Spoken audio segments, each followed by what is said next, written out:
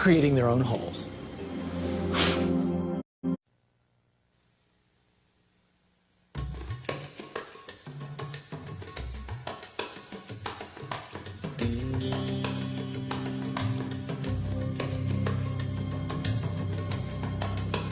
The Earth is more unstable now. It wobbles more than it used to.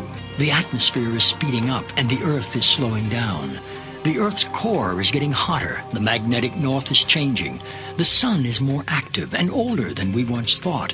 Everything is more unpredictable, and humans seem always willing to push things to the limit.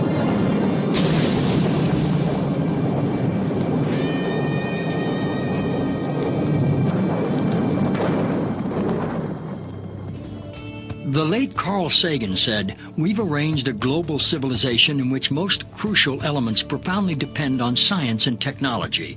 We've also arranged things so that almost no one understands science or technology. We might get away with it for a while, but sooner or later this combustible mixture of ignorance and power is going to blow up in our faces." Imagine the Earth's atmosphere, also known as the ionosphere, as a thick soap bubble. It is a membrane, a natural electrically charged shield around the Earth, protecting all life from deadly solar radiation. We have to have the atmosphere for survival. I don't think we should do anything to damage it. Without the ionosphere, I'd be fried, you'd be fried, all life on Earth would be fried. In 1912, Nikola Tesla, a visionary genius, saw ways to tame the sky, to make the atmosphere glow.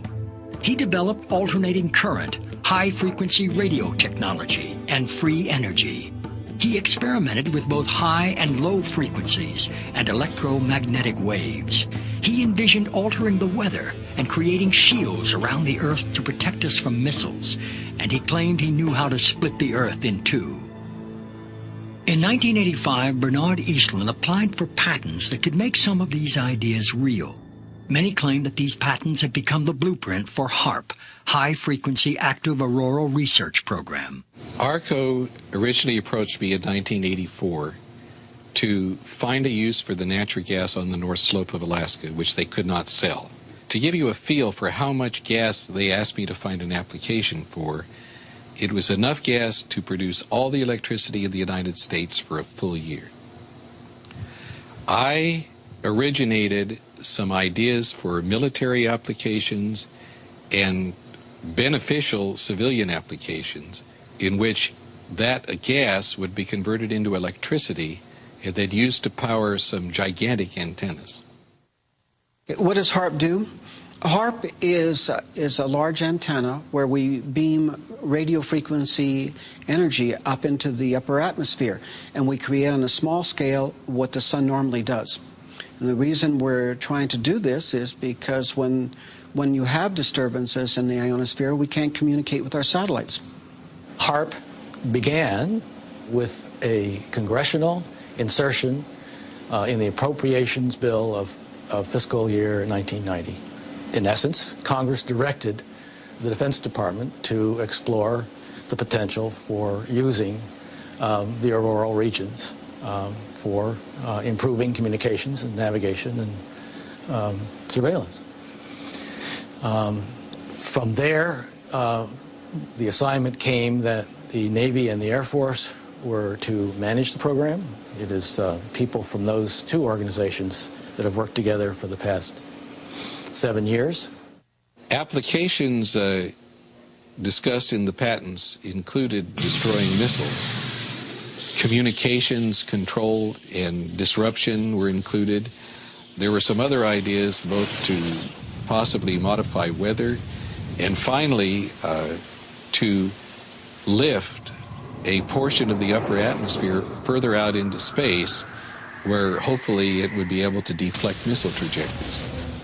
What we do by beaming up radio frequency up into the ionosphere, that radio frequency, when it hits molecules of atmosphere, it tends to make the subatomic particles inside move faster, and that increases their temperature. So you can bring their temperature up to 1,600 degrees or so, which is normally what the sun does to those particles at that atmosphere. The ionosphere of the Earth has got enormous amount of energy. There are 8,000 thunderstorms going on all over the earth at any given moment. There are millions of amperes of electricity pouring to the earth from lightning strikes, and HAARP could create a trigger effect. In 1983, I did radiotomography with 30 watts, looking for oil in the ground. I found 26 oil wells over a 9-state area, and 100% of the time was accurate with just 30 watts of power beaming straight into solid rock. HAARP uses 1 billion watts beamed straight into the ionosphere for experiments. Picture these strings on the piano as layers of the earth. Each one has its own frequency. What we used to do is beam radio waves into the ground, and it would vibrate any strings that were present in the ground. We might get a sound back like, and we'd say, that's natural gas. We might get a sound back like, and we'd say, that's crude oil. We were able to identify each frequency. We accomplished this with just 30 watts of radio power. If you do this with 2 billion watts, the vibrations are so violent that the entire piano would shake. In fact, the whole house would shake. In fact, the vibrations could be so severe underground that could even cause an earthquake. While we feel that HAARP is a unique facility, it's not the only one like it in the world. HAARP has some capabilities that we feel are better than some of the others. You can change the frequencies. You can shift the beam so that you can move it from one part of the ionosphere to another, and it has quite a bit more power than some of the other facilities throughout the world that are doing the same kinds of research. I chose what's called a phased array antenna for the patents because it can be aimed. Picture holding your microwave oven in your hands with the door open. Then you can move it around and send those microwaves different directions. And for these applications where I wanted precise control of where the power was, I felt that was the best type of antenna to use. And that is the kind that HAARP has built. What we can do with an antenna is change the portion of the sky into which we insert the energy. HAARP can create some of the effects that the sun creates that are similar to the aurora borealis. HAARP can paint designs in the sky, if you will. You know, it can take the beam and move it in any pattern that the scientist who's doing an experiment might want to do. What I'm holding in my hands is an electrodeless lamp. In it, I have a low atmosphere gas, somewhat similar to the atmosphere above the Earth. I'm now going to put this in the microwave oven, which will irradiate it with about 1 watt per square centimeter. You know, you put 1 watt out and you've got the fields necessary to break down the air, or whatever happens. And you see all of the motion of the plasma. That's typical of what will happen at high altitude, where the ionosphere gets irradiated with these big beams. That was 1 watt per centimeter. HAARP focuses 3.6 million watts and squeezes it into a billion-watt or gigawatt beam. We're squeezing the megawatts into a narrow beam.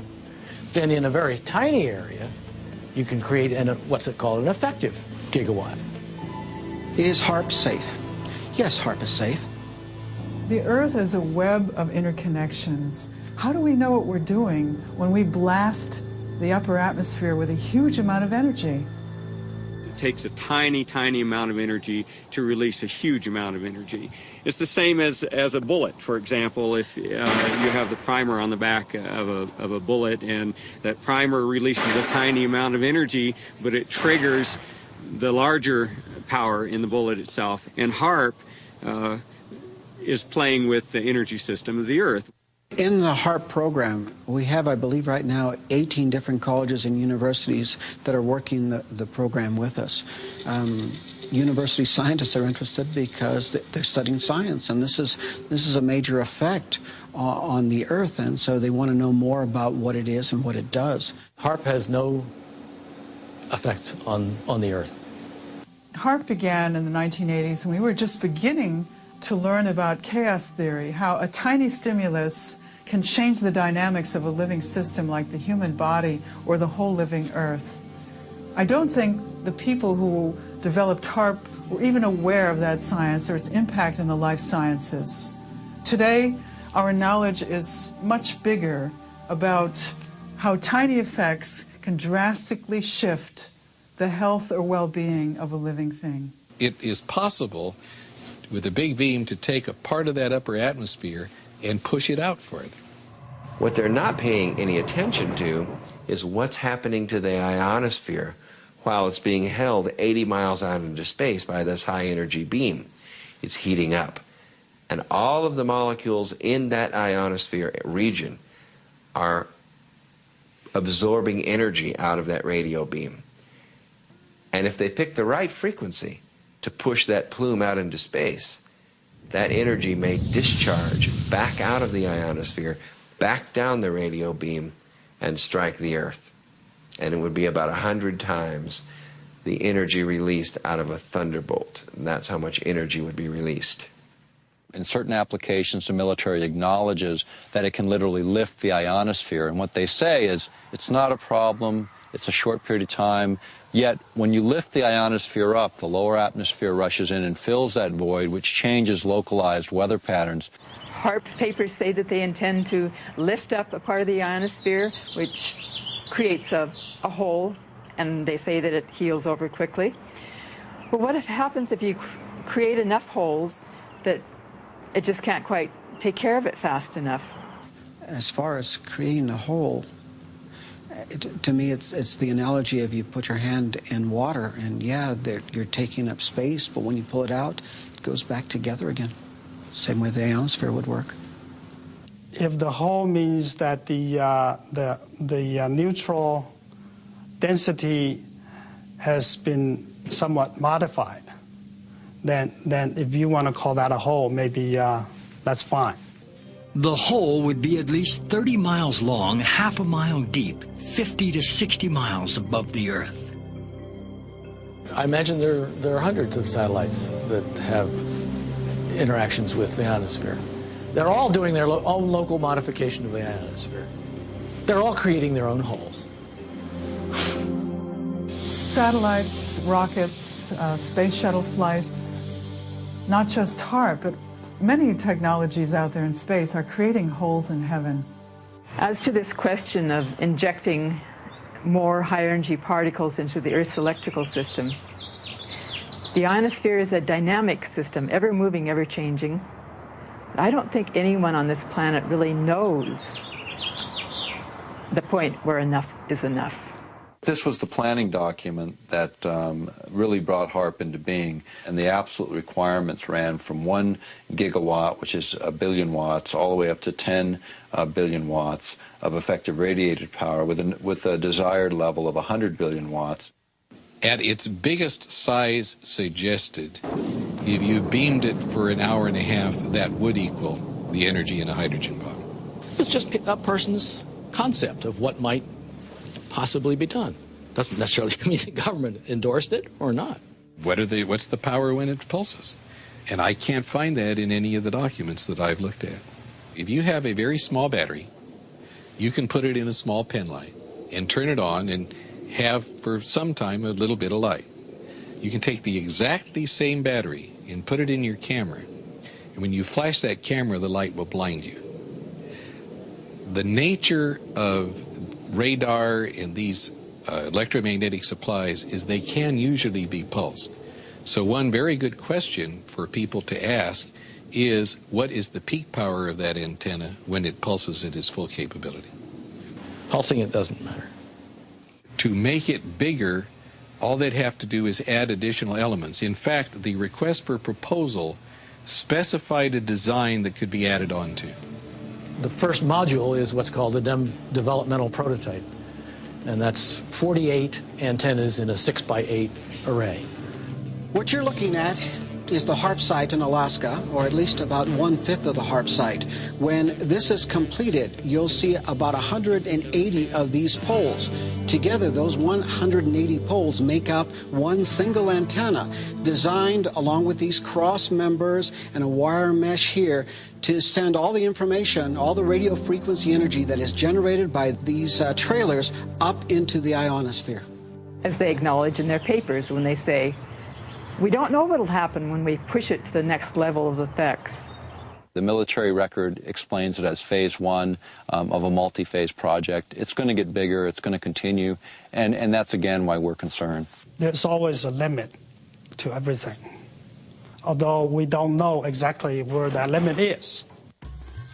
We are surrounded and bombarded by millions of megawatts of natural energy because the sun blows a solar wind which crashes towards the Earth.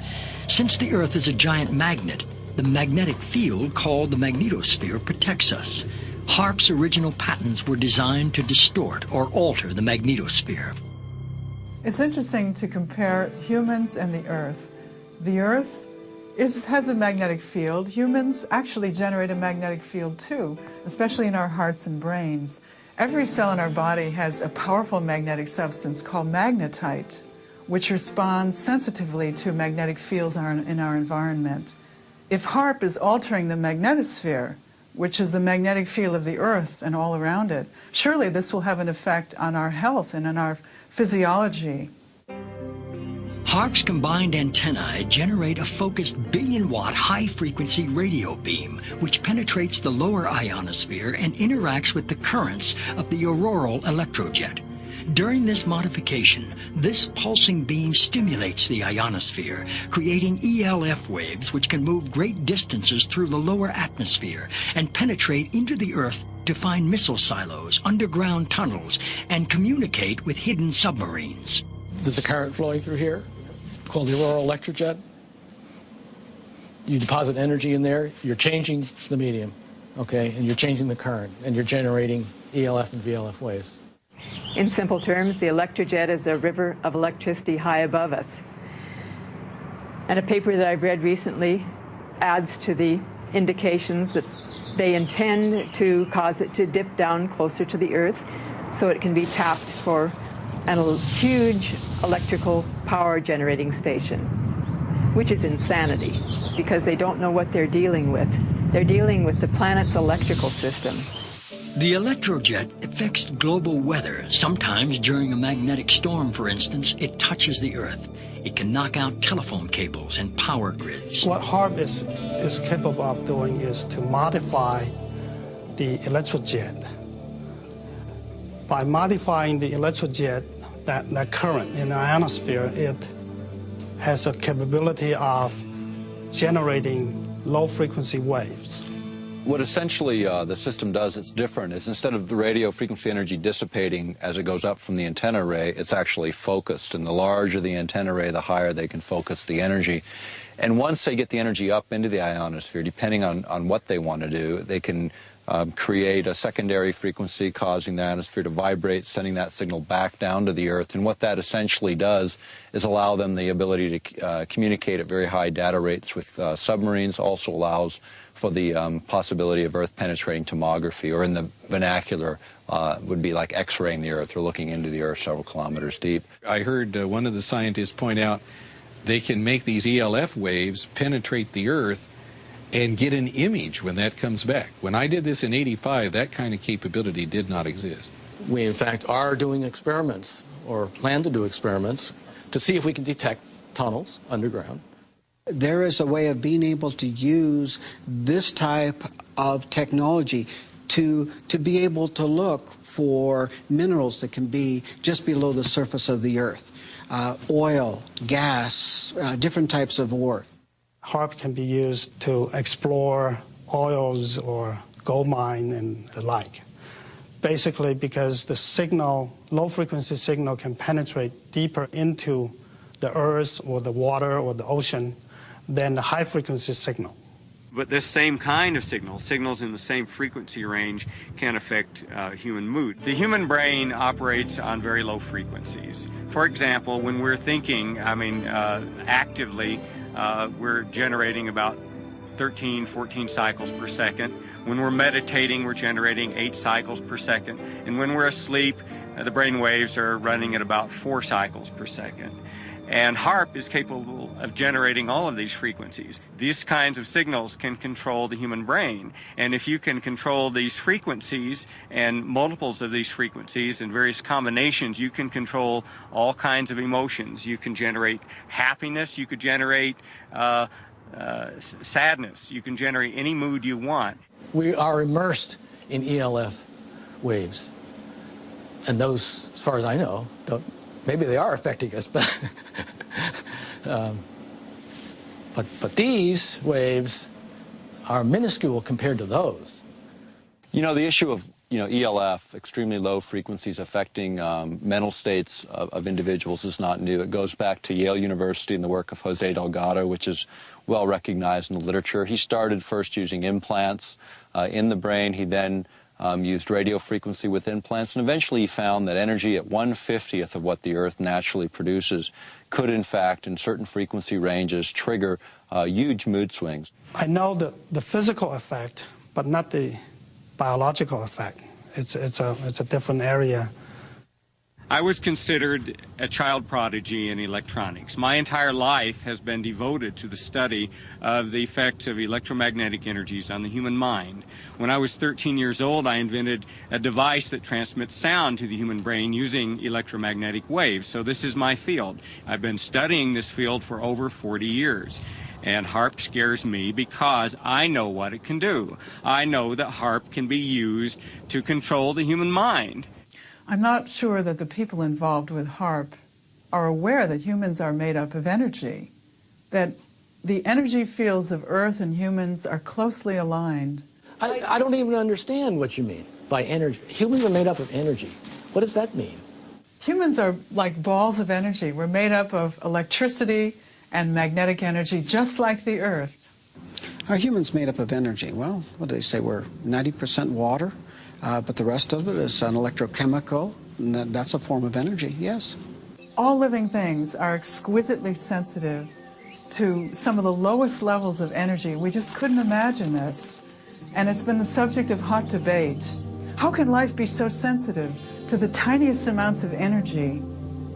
But because this is how we are bioregulated, by virtue of tiny energy transactions within our body and also coming from the Earth, this is indeed the case. There are many different electromagnetic projects and technologies out there that are affecting our health today.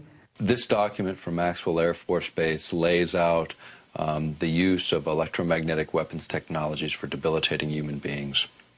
Using electromagnetic warfare against human beings, you can cause disease, you can cause hysteria, or you can cause passivity for population control. Extremely low frequencies affect us because they are the same frequencies that our brains output.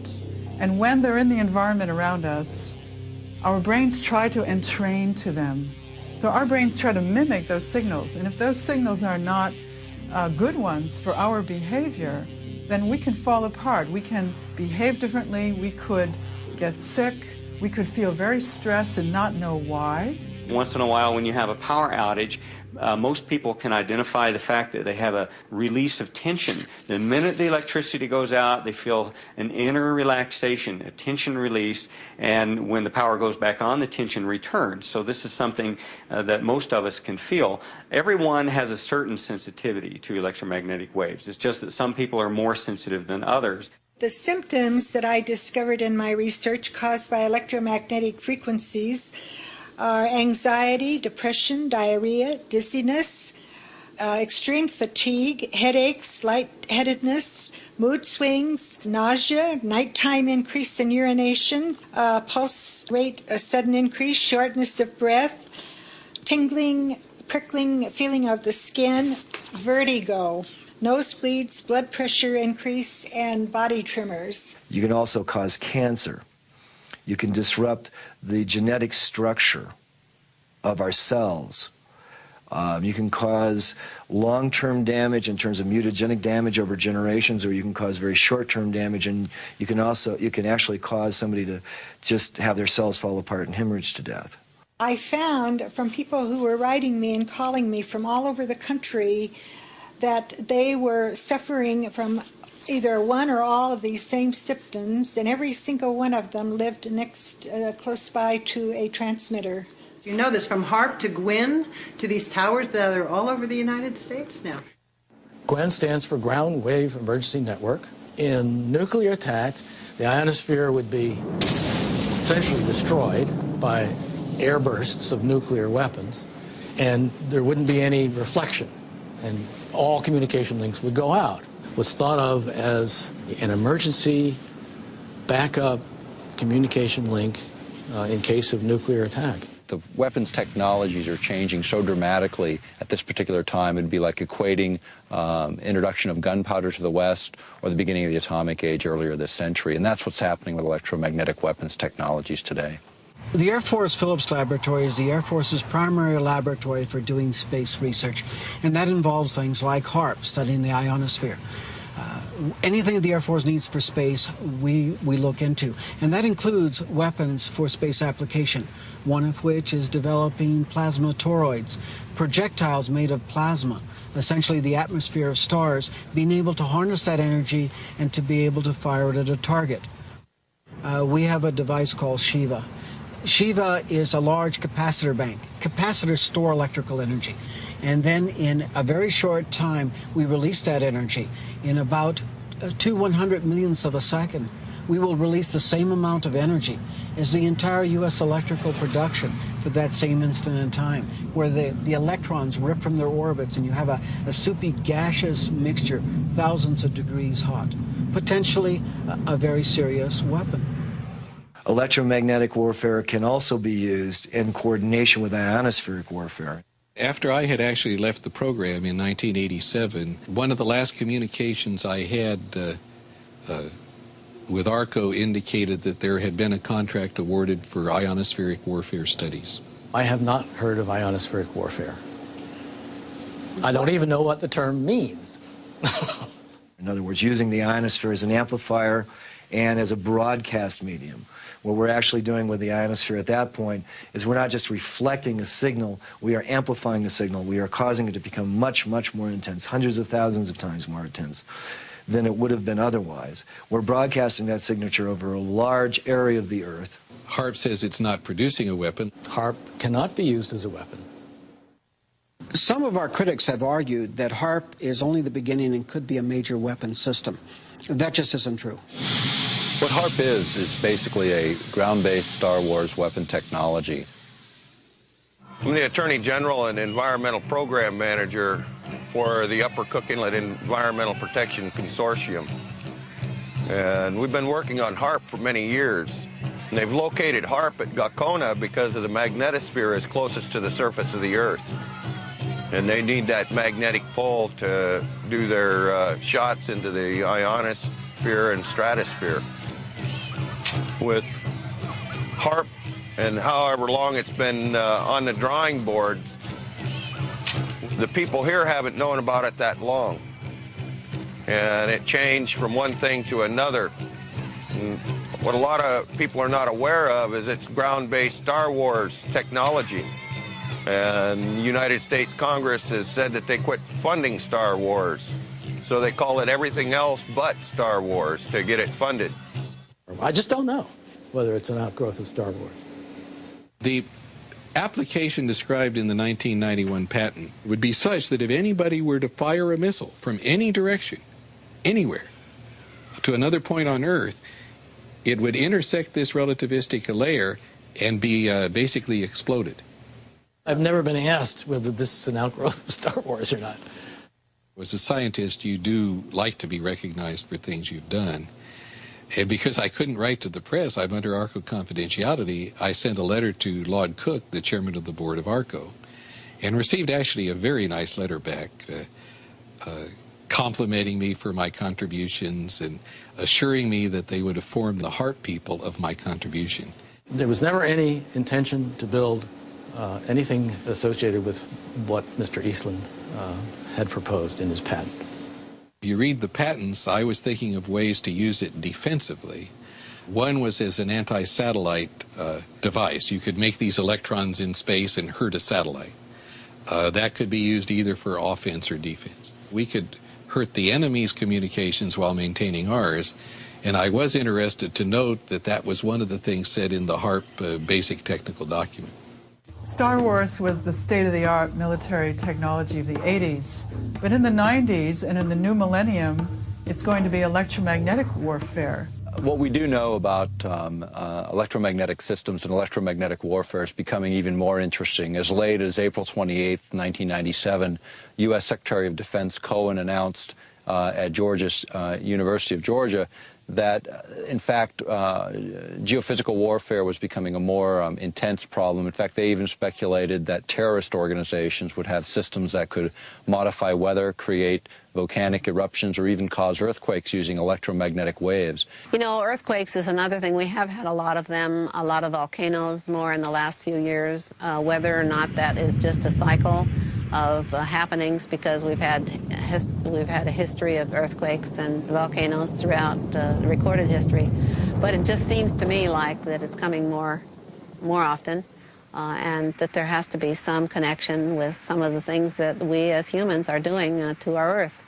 The issue of earthquakes has been, looked at by other specialists, even going back to the work of J.F. Gordon MacDonald when he was at UCLA in the late 60s. He was also a science advisor. Lyndon Johnson is a specialist in geophysical warfare.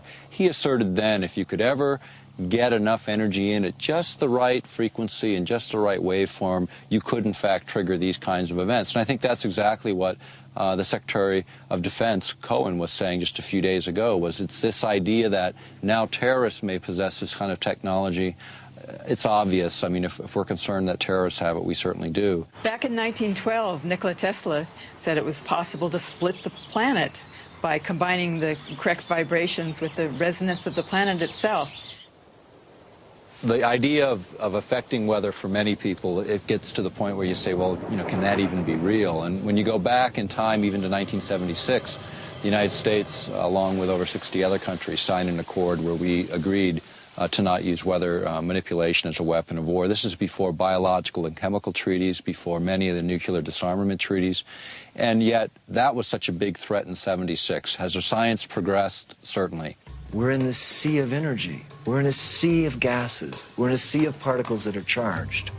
And they're moving constantly, just like a current in the ocean, just like the wind in the atmosphere. This current forms.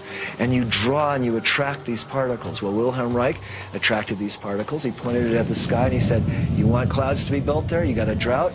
He would point the device at that place and clouds would form there.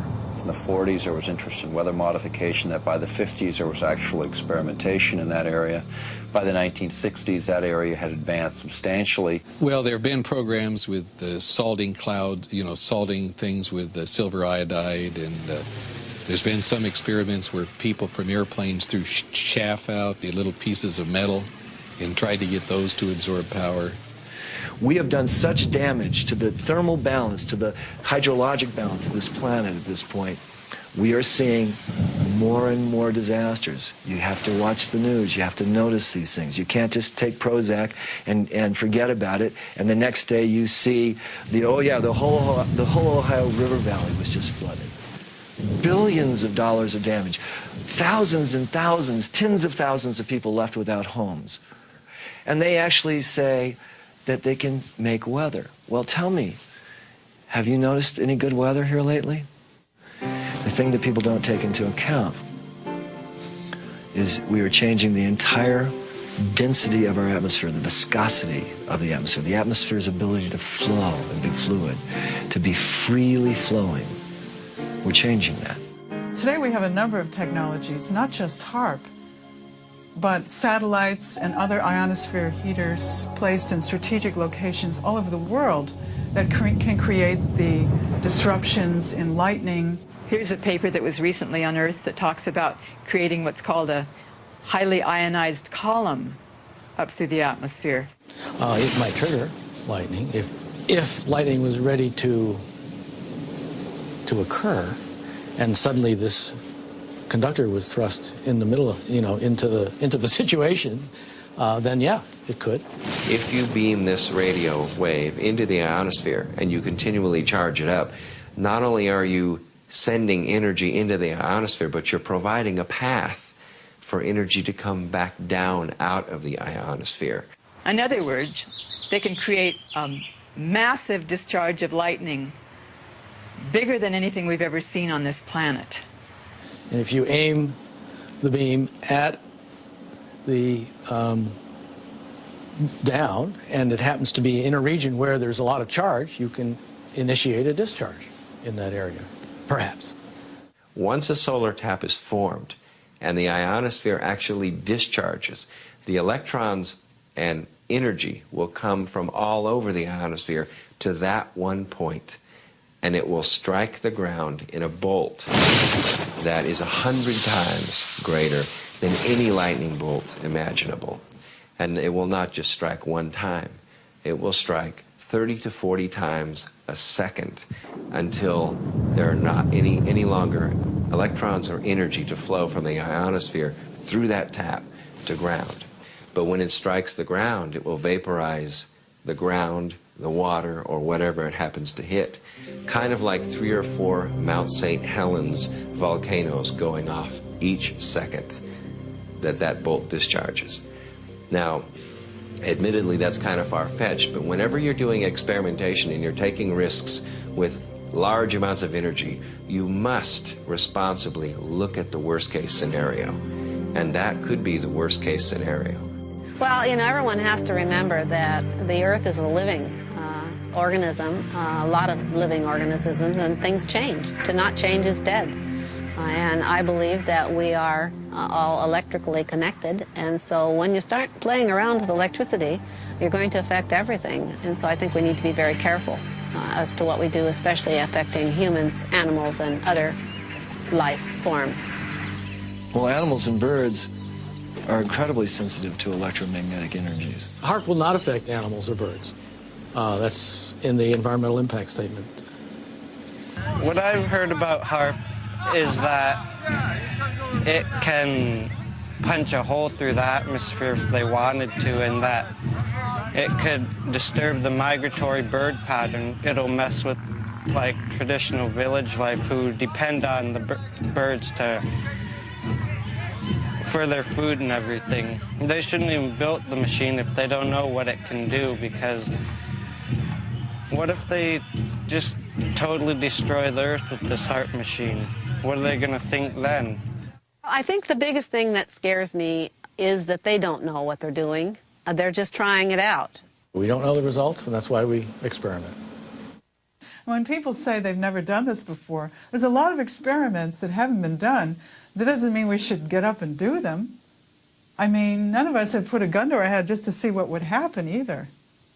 Every scientific experiment involves surprises of that sort, and some of them very much alter what the purposes had been at the outset. I don't think it needs examples because it's such a commonplace phenomenon. That ghostly shading on the bridge walk is the only remaining evidence of what was once a man. The bomb blast consumed his body entirely, but cast his imprint on the stones where he stood to meet his fate. The bomb will not start a chain reaction in the water, converting it all to gas and letting all the ships on all the oceans drop down to the bottom. It will not blow out the bottom of the sea and let all the water run down the hole. It will not destroy gravity. I am not an atomic playboy. Will you tell them that the United States government now wants to turn this great destructive force into something good for mankind, and that this experiments here at Bikini are the first step in that direction? We attended at Bikini the Mike shot, which was the first fusion bomb. And the manufacturers of the bomb thought it would be about 7 megatons equivalent of explosive power. It turned out to be 15.4 megatons of explosive power.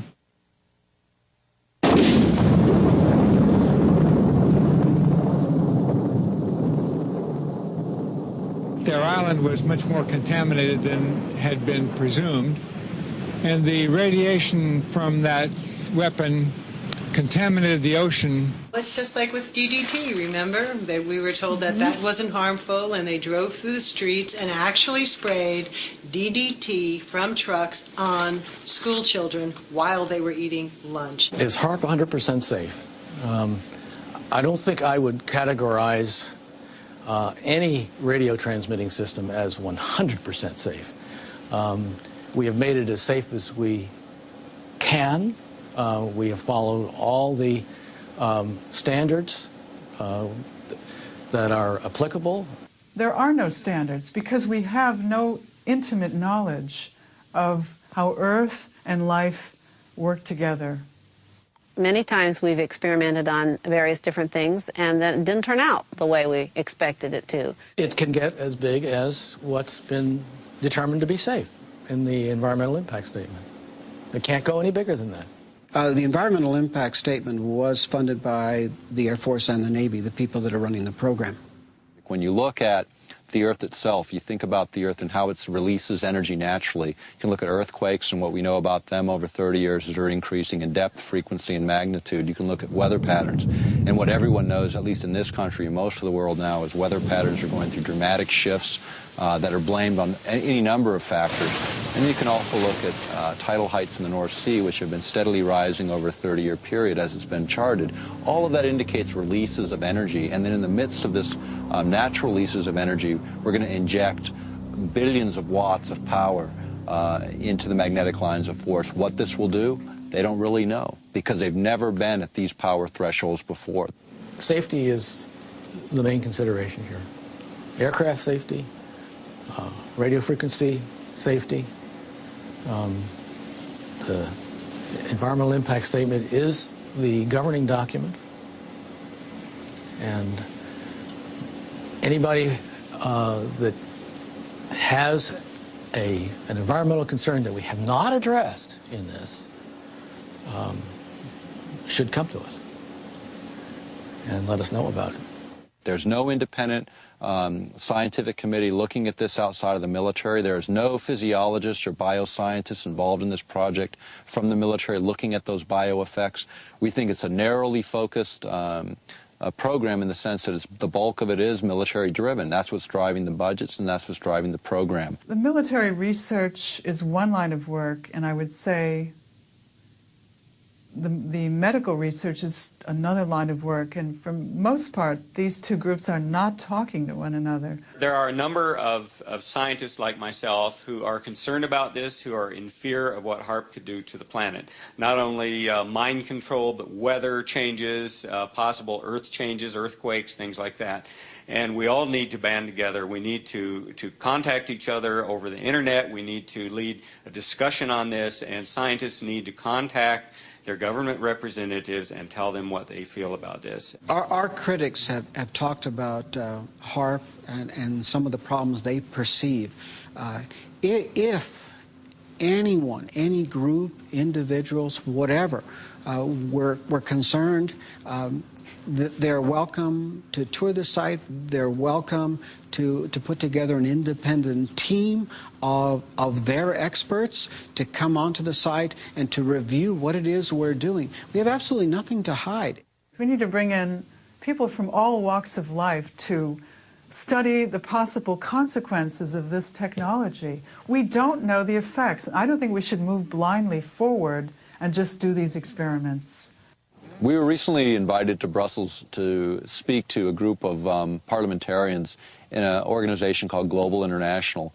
And we were able to present HAARP as an issue to over 60 parliamentarians from 40 countries. And what was important is it really was the first time many of these folks had heard much about this project. But I can tell you that the international interest has been growing. The scientific community is starting to wake up to the issue. And what we're seeing is more people willing to go forward and speak out. I'm concerned that the people who understand that all life is interconnected aren't the people that are making the decisions about these experiments on our ionosphere. What air I breathe, everybody else breathes. Water and air and the land, our life. Let's do what we have to do to protect it. As living systems, we're open systems, and we can't draw the line between where our boundary stops and where the boundary of the non-living domain begins. The Earth is a living organism. It's not something that's really outside of us. It's really an intimate part of who we are. And when we destroy it, we destroy ourselves. I have always asked that, and if anybody has a problem, come and let us see what the problem is. And if it's something we haven't addressed that we should have, of course we'll address it. The problem with government and the people right now is that people don't trust the government, and they have good cause not to, because so many times over the years they've not told them the truth. Well, the planet's electrical system is not there for us to exploit for Department of Defense purposes. It's there as a part of a whole beautiful, harmonious, interconnected system that supports all life on this planet. And we don't know everything that there is to know about it. It's not up to me to determine that it is or is not a valid expenditure of taxpayers' funds. It's not my call. And if Congress gives us the funds, evidently they believe it's worthwhile. I'm told to do this, and we are doing it. Those people who are in government, they tell me a lot of times that they're just following orders. My response is, so was Heinrich Himmler. He was just following orders. We're about to embark on another arms race that's totally unnecessary. We're committing billions of dollars to this technology, and the question becomes is, where does it end? I mean, they figured $3 trillion on the entire nuclear adventure, and that's, 60% of the current national debt. Are we going to start that cycle again? Is it necessary to do that again? There's just no sense to make more of HAARP than there already is. It's intended to be for research, and that's all. So even though HAARP is small today, every major weapons program was small at its infancy. It's just we usually don't find out about them till 50 years later. In this case, we're finding out at the beginning phase, and this is a time for people to take and pay attention and look at this technology and determine, is this really a direction we want to go, and is it really necessary right now? HAARP is not a threat, it's a benefit. We also know that there are other very specific frequencies which are different from the war games frequencies, which can enhance healing, which can accelerate natural healing in our bodies, which can alleviate our mood disorders, which can help us get over depression, anxiety, and sleeplessness. The military has very different plans and asks different questions looking at the same system than the scientist who's interested in medical issues or healing the planet. It may not be that the Earth will die, but we will not be able to sustain human life on this planet if we continue to add one element of destabilizing technology after another. If we do not stand up for what we believe in, for the children, we're not doing our job. Perhaps true wisdom lies in knowing our limitations and that even the laws of nature are uncertain. In view of these technologies, we're left to wonder, do these experiments jeopardize our long-term survival?